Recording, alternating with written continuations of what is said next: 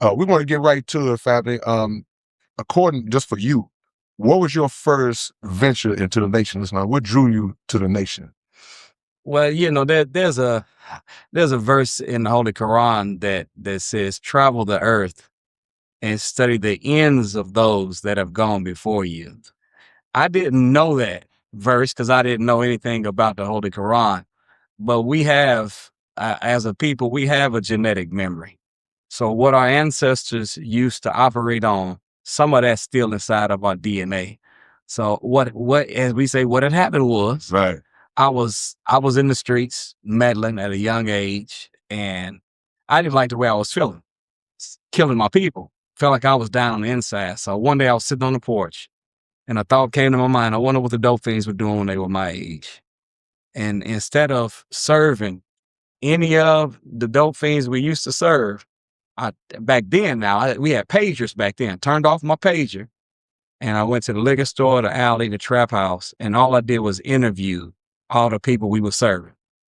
And every time I said, "What was y'all doing when y'all was my age?" And all of them, we was getting money just like you. And I was like, "So you telling me that you used to sell dope, now you own it?" 99.9% of all of them said yes.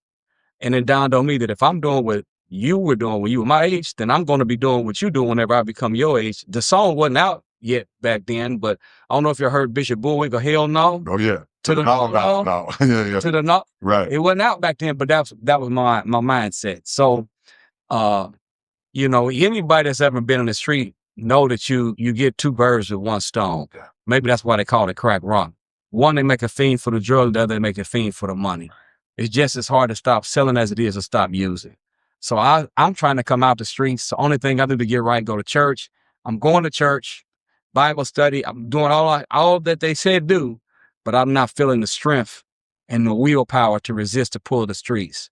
And lo and behold, my girlfriend at the time gave me Message to the Black Man and 2 tapes by Minister Farrakhan. I went, read the book, and I said, "This is how I've been believing all my life. I just didn't know how to say it like this."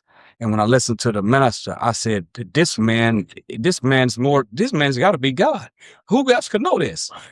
And her father introduced her to the teachings. He wasn't in the nation, but he's what we call a sympathizer. Right. So he always supported everything that the nation did ever since the 60s. And he said to me, I said, I'm telling you something, that man's more than we gotta think he is. Farrakhan, I'm telling you, he said, "Who you think he?" I said, "He's God." Yeah. Ain't nobody knows all that but God. And he said, "Well, he had a teacher, Elijah Muhammad."